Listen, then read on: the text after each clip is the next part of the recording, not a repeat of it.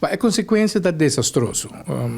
Hasta se não cambia manejo e do não contenido mais real, é aquele o resultado em eliminação do conuqueiro boneriano.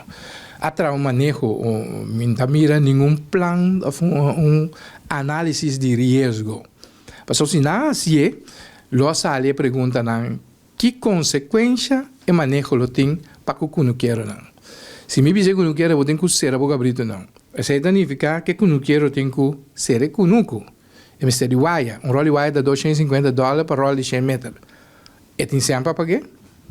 Punta ronda. E conuqueiro não boneriano, não está indo não com moda? Não tem moda. Então, o está indo não com salário no mínimo, com entrada no mínimo, com understand, pensionado. Dessa aí não tem nada com o nosso conuqueiro. Que não está assim, nós vai eliminar, sacar na fopa, só não tem sem. De duas perguntas, mas logra ser é conuco.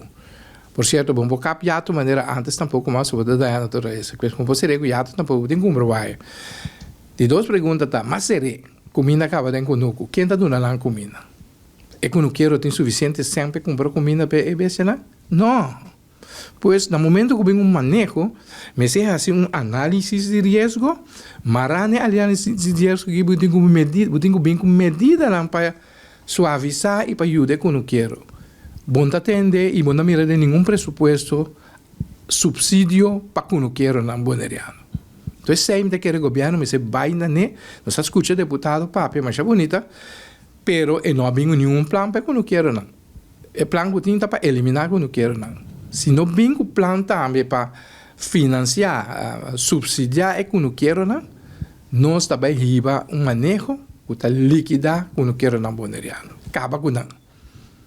Uma forma que o governo pode fazer, por meio de cooperativa, cria bom que representar com o quero não boneriano, para subsidiar a comida via de cooperativa. Ora que é assim, é cooperativa ora por baixa preço de comida.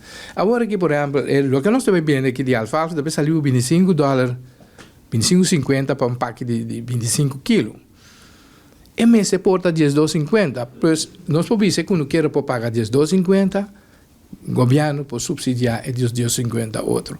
Assim, também para o produto que nós vendemos, para Kraftvoer, para cabrito, por exemplo, também me se bem subsídio de não. Só no preço que tinha agora aqui, é que não quero não pagar não. E nós, como criamos, não podemos baixar preço tampouco para sobreviver, poder dar com pérdida.